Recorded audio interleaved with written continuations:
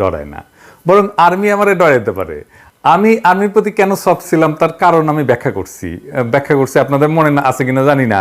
এই যে এই ভিডিওতে ওই যে 12 ফিল্ড আর্টিলারির এক সৈনিক মালিক ভাইয়ের গল্প বলছিলাম। এর আগে আমি অনেককে দেখছি যে আমার ঘনিষ্ঠ প্রিয়জনদেরকেও আর্মি নিয়ে আমি কিছু কইলে কিছু লিখলে ফেসবুকে রাগ করতে দেখছি আমার সাথে। বাংলাদেশে তো একসময় আর্মি নিয়ে কিছু কয় যেত না, কিছু হইলেই ওই একটা বাক্য ইউজ করতো কিন্তু ওরা, হ্যাঁ, টেকেন টু টাস্ক, মানে কাউরে ধরে পেটাবে আর্মি। হ্যাঁ, মানে কারো কিছু অপছন্দ হইলে সে কয় যে he should be taken to task. যাই হোক, আমাদের আর্মেনিয়ায় পুতু পুতু আচরণের জন্য একেবারে গেছে স্পয়েলড হইয়া, বাচ্চারা যেমন স্পয়েলড হয়ে যায়, এই আর্মি ইনস্টিটিউট হিসেবে স্পয়েলড হয়ে গেছে। 111 করে যে ইন্ডিয়ার হাতে তুলে দেওয়া হয়েছে বাংলাদেশকে, 111 কে করছে? আর্মি তো না। 2018 সালে স্ট্রাইকিং ফোর্সের নামে পাহারা দিয়ে নৈশভোট করতে দিছে কে? আর্মি তো। হ্যাঁ, এটা বিবিসির রিপোর্ট দেখায় আপনাদেরকে। হ্যাঁ, ভোটাররা ভোট দিতে গেছে, তাদের ধরে মারপিট করতেছে আওয়ামী গুন্ডারা, তারা ছুটে গেছে সাহায্যের জন্য সেনাবাহিনীর টহল দলের কাছে। তারপরে তারা কি করে চম্পট দেয় দেখেন।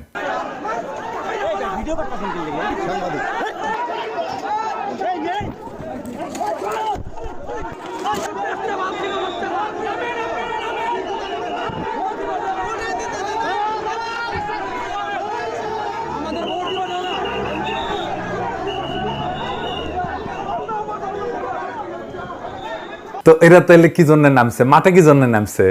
গাড়ির তেল কেন খরচ করছে? এই ট্রুপস নিয়ে কেন নামছে? ওই ঘটনা, ওইটা দেখার পরে এই সেনাবাহিনীর উপরে মানুষের রেসপেক্ট, ভালোবাসা সব গেছে, 50% চলে গেছে। আর এখন এইবার বাকিটা গেছে। হ্যাঁ, আমরা আরো ভালো করে যাওয়ার ব্যবস্থা করে দেবো। তো লজ্জা লাগে না ভাই জান আপনাদের? ইলেকশনের আগে সে কি রোয়া ভ্যান করবো ত্যান করবো। হ্যাঁ, আপনারা ভোট দিতে আসেন, অমুক করেন তমুক করেন। দেখেন পরিকল্পনার কথা করছে ইলেকশনের আগে। পরিকল্পনা কি? হ্যাঁ, বলছেন পরিকল্পনা কি? 299 আসনের জন্য আমরা বেসিক্যালি প্রিপারেশন নিচ্ছি। আমাদের কন্ট্রোল রুমে যেটা কাজ হবে, আপনারা এই যে ম্যাপ দেখতে পাচ্ছেন আসন ভিত্তিক প্রার্থীর পরিসংখ্যান, এই ম্যাপটাতে আসে হলো গিয়ে আমাদের কোন জায়গায় কতগুলো প্রার্থী আছে, স্বতন্ত্র প্রার্থী এবং অন্যান্য প্রার্থী যারা আছে। এবং এখান থেকে আমাদের বেসিক্যালি যে কাজ হবে, এই ম্যাপ থেকে যদি আমি সরাসরি অন্য একটা ম্যাপে চলে যাই, যেমন আপনারা এখানে দেখবেন র্যাপিড অ্যাকশন ব্যাটালিয়ন, র্যাব। পুরো বাংলাদেশের র্যাবের যতগুলো ব্যাটালিয়ন আছে, কোন কোন জায়গায় তারা ডিপ্লয়মেন্ট আছে, এবং এখানে র্যাবের সিও এবং কমান্ডিং অফিসার যারা আছে তাদের নাম্বার দেওয়া আছে। আমরা সরাসরি তাদেরকে এখানে হিট করতে পারবো যে কোনো ধরনের কোনো যদি অনাকাঙ্ক্ষিত কোনো সিচুয়েশন চলে আসে। তো বীর জাফর আলী খান সেনাবাহিনী ভূমিকা পালন করছি, পাথরের মতো নিশ্চুপ দাঁড়ায় থেকে। আবার দেখেন এই যে কারফিউ দিতে নামে এই কি কয় বালছিউন। বিভিন্ন স্থাপনে আমরা যখন গিয়েছি, ওখানে যারা ছিলেন তারাও এক বাক্যে বলেছেন যে এখানে স্যার কোনো শিক্ষার্থীরা ছিল না, সমস্ত যা করেছে এটা একটা দুর্বৃত্তায়নের যারা সাথে জড়িত, দেশকে যারা নিশ্চিহ্ন করতে চায় তারাই করতে চেয়েছে। সেই পরিপ্রেক্ষিতে আমরা দেশের সম্পদ রক্ষার্থে আমরা নিয়োজিত হয়েছি এবং আমাদের সম্মানীয় সেনাবাহিনীর প্রধানের নির্দেশে আমরা এই দুর্বৃত্তকে সমূলে মানে নির্মূল করার জন্য যা করা প্রয়োজন আমরা সেটা করছি। আপনারা দেখছেন যে দেশের এখন জনমনে একটা স্বস্তি, অলরেডি 72 আওয়ার্স আমরা পার করেছি এবং জনমনে স্বস্তি এসছে। স্পষ্ট ভাষায় আমরা বলতে চাই যে বাংলাদেশ সেনাবাহিনী অত্যন্ত সুশৃঙ্খল একটি প্রশিক্ষিত পেশাদার বাহিনী। আমরা আমাদের কার্যপরিধি সম্বন্ধে আমরা জানি এবং যে উদ্দেশ্যে আমরা এসেছি যে দুর্বৃত্তদেরকে নির্মূল করা এবং জনমনে স্বস্তি ফিরে নিয়ে আসা, সেটা আমরা ইনশাল্লাহ পুঙ্খানুপুঙ্খভাবে করব এবং জনমনে দ্রুতই স্বস্তি ফিরে আসবে বলে আশা করি। শুনেছেন, দুষ্কৃতিকারী নাকি আমাদের ছেলেরা, কয় ওরা শিক্ষার্থী না তো সারা দেশে মায়েরা বাবারা নামছে না। এই যে রিকশাওয়ালার ছেলেটা তো মারা গেছে। আমি হলে কি করবো রে, আমি হলে কি করবো, সন্তানটা গেছে কামইরা ওরে আল্লাহ, আল্লাহ রে, আমার বাসা দিয়ে আমরা আমার গোলাডারে ভাইরাল আইছে রে ভাই, নাম্বার আছে ওর পিছনে নাম্বার আছে না? আল্লাহ রে, ফোন দেন, ফোন দেন, নাম্বার আছে। আল্লাহ রে, আমার গোলাডারে নাম্বারে ফোন দেন। তো সে নামবে না? ছেলেগুলি খেলে ছেলের নিরাপত্তার জন্য সে নামবে না? সে দুষ্কৃতিকারী হয়ে গেল? হ্যাঁ, ফাজলামি সুদা। এই বলছেন দেখ, এই যে ছাত্রলীগ পুলিশের সাথে থাইকা রাস্তায় গুন্ডামি করেছে, পুলিশ পাহারা দিচ্ছে, এটা দুষ্কৃতিকারী না? হ্যাঁ, রাস্তায় অস্ত্র হাতে কারফিউর মধ্যে ছাত্রলীগের টহলের ভিডিও আছে, এগুলো দেব আস্তে আস্তে। ফাজলামি করো জনগণের সাথে।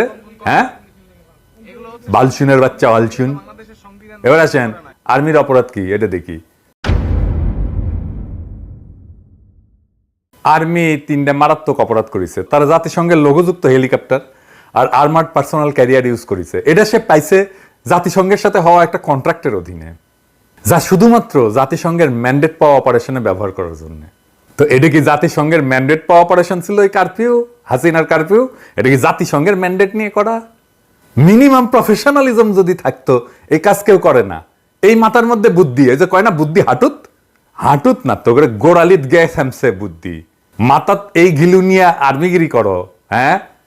তো হাতে তো বন্দুকি দেওয়া উচিত না। মাথার যদি এইরকম এই লেভেলে বুদ্ধি থাকে, ওটা যে নেওয়া যাবে না, এই বুদ্ধি কারো মাথাতে আসলো না। এই হেডম নিয়ে আর্মিতে চাকরি করো। তো জাতিসংঘকে আমরা ছেড়ে দিব, হ্যাঁ? জাতিসংঘের মহাসচিবের নামে মামলা করে দিব যদি কোনো ব্যবস্থা না নেয়। হাউ কাউজা লাগাবো ওরা কল্পনা করতে পারতেছে না। 2 নাম্বার, দেখা মাত্র গুলির অর্ডার গ্রহণ করছে, এটা করতে পারে না। 3 নাম্বার, সে গুলি ছুটছেও, বিশ্বাসযোগ্য প্রমাণ আছে, আমার কাছে ভিডিও আছে, আজকে দিলাম না, টাইম লাগবে। সেই জন্যে আর্মি বারে বারে জনগণের বিরুদ্ধে দাঁড়াইতেছে। আর্মি একটা বিজ্ঞাপন করে না, আমি কে, হ্যাঁ? এ শুনেন না, শুনেন, হ্যাঁ? আমি কে? আমি একজন গর্বিত সৈনিক। আমি অজেয়কে জয় করব। আমার কাছে পরাজয়ের কোনো স্থান নাই। সবাই যেখানে থমকে দাঁড়ায় আমি সেখান থেকেই শুরু করি। আমি সব সময় শুনেছেন? তুমি আমার বালডা, আর তুমি মির্জাফরের প্রেতাত্তা, যার জন্য আমাদের 200 বছরের গোলামি করা লাগছে। তুমি ইন্ডিয়ার লেসপেন্সার। মইনুল আহমেদ তার চাকরি বাঁচানোর জন্য প্রণব মুখার্জির পা ধরেছিল। আর 111 ঘটা বাংলাদেশকে ইন্ডিয়ার হাতে তুলে দিছে কে? ইন্ডিয়ার উপনিবেশ বানিয়েছে কে? আর্মি তো। তুমি হইতেছে সেই বাহিনী যে 2টা জিনিস ঠিক থাকলে সব ঠিক, প্যাট আর স্যাট।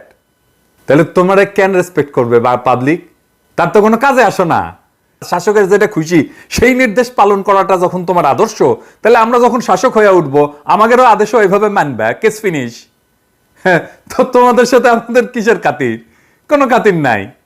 তুমি চাকর, আমরা মনিব হয়ে থাকবো। তো এখন আমরা কি করব? আমরা আমাদের সমস্ত ক্ষমতা দিয়ে লবি করব যেন বাংলাদেশ আর্মি মিশনে যাইতে না পারে জাতিসংঘের। পুলিশ তো যাবেই না, পুলিশ যেন স্যাংশন খায় সে ব্যবস্থা করব। আপনারা এই যে দরখাস্তে সাইন করবেন, অন্যদেরকে করতে বলবেন। আমি ডেসক্রিপশনে অ্যাপ্লিকেশনের লিঙ্ক দিচ্ছি, আমার ফেসবুকেও থাকবে এই অ্যাপ্লিকেশনের লিঙ্ক। এইটা আমার কোনো উদ্যোগ না, এটা যারা নিছে তাদেরকে আমি ভালো করে চিনিও না। যাই হোক, কিন্তু আমি সমর্থন জানাই, এটা আমার কাছে আসছে, আমি এই সমর্থন জানাই। যত বেশি সিগনেচার জোগাড় করা যাবে ততই এটার ওজন বাড়বে। আপনারা সবাই মিলে সিগনেচার করবেন, শুধু নিজে না, অন্য কেউ সিগনেচার করতে উদ্বুদ্ধ করবেন। আমরা এটা কোটি কোটি সিগনেচার নেব, তারপরে দেখি। এছাড়াও আরো কাজ আমরা শুরু করেছি, বিস্তারিত জানাচ্ছি না, হ্যাঁ? কিন্তু ওদের পেটে লাথি দেওয়ার ব্যবস্থা করা হবে, প্রমিজ। তো মিশন নিয়ে একটা ইন্টারেস্টিং বয়ান আছে কলে, কারা ছড়াইছে জানি না, কিন্তু বলা হয় যে বাংলাদেশ ছাড়া কোনো দেশ তো আর্মি দিতে চায় না জাতিসংঘের শান্তি মিশনে। তাই বাংলাদেশ থেকে আর্মি নিবে না, মানে জাতিসংঘ বরং তেলায় বাংলাদেশ আর্মিকে। দাও দাও আর্মি দাও, আমাদের আর্মি দাও, দাও ভাই দাও, ইনকে করে নাকি তেলায়। আমার কিন্তু অনেকেই কইছে। আজকেও আমার এক আমেরিকান বন্ধুর সাথে ফোনে এটা নিয়ে কথা হইতেছিল, তো সেও করছে যে আরে না না, কেউ তো আর্মি দিতে চায় না, শুধু বাংলাদেশই দেয়, আর 2-1টা ছোটখাটো দেশ দেয় আর কি। বাংলাদেশ আর্মি না দিলে জাতিসংঘ বিপদে পড়বে। হ্যাঁ, এটা একদম মিথ্যা কথা। ইন্ডিয়ান পেঁয়াজ নিয়ে ছিল না একটা বয়ান, এমন ধারণা তৈরি করা হয়েছিল যে ইন্ডিয়ান পেঁয়াজ ছাড়া আমাদের রান্নাঘর বন্ধ হয়ে যাবে, আমাদের খাওয়া দাওয়া বন্ধ হয়ে যাবে। হ্যাঁ, আমরা হিসেব করে দেখাইছিলাম যে বাংলাদেশ পেঁয়াজের স্বয়ংসম্পূর্ণ, পেঁয়াজ আমদানির দরকার নাই। দেখেছেন তো পরে, আসলেই আমাদের কথা ঠিক। শান্তি মিশনে অনেক দেশ সৈন্য পাঠায়, সবচেয়ে বেশি পাঠায় নেপাল, বাংলাদেশ 3য় কন্ট্রিবিউটর, এটা ইউএনের নিজস্ব হিসাব। এছাড়া রুয়ান্ডা আছে, ইথিওপিয়া আছে, যারা বেশি পাঠায়, অনেক বেশি পাঠায়। কিছু বাংলাদেশের চেয়ে বেশি পাঠায়, কিছু বাংলাদেশের সমান পাঠায়। ইন্ডিয়া আছে, পাকিস্তান আছে, প্রায় বাংলাদেশের সমান পাঠায় সেনা। বাংলাদেশ থেকে যদি নাও নেয় সেনা, জাতিসংঘের কোনো অসুবিধা হবে না, বিন্দু মাত্র অসুবিধা হবে না।